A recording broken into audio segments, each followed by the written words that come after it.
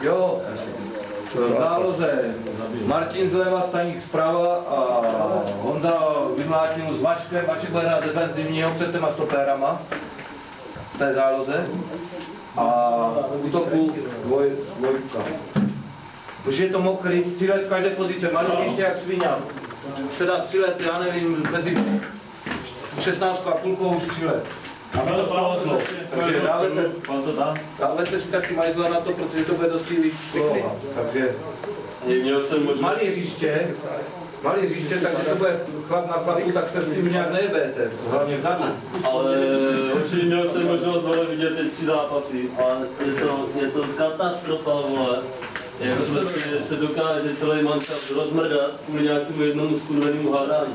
Takže pokud, vole, říkám to na rovinu, Maňas bude pro někomu zvát, tak prostě se nechte od něho zmrdat a pak můžete dělat po zápase třeba.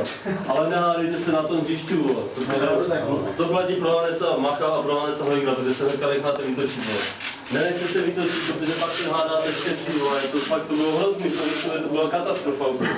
A to dělají to dělají povolený? To bylo, pak vyžijte, jasně to dělalo povolený. pak vyžijte mezi sebou po zápase, ale ne na hřišti, vole.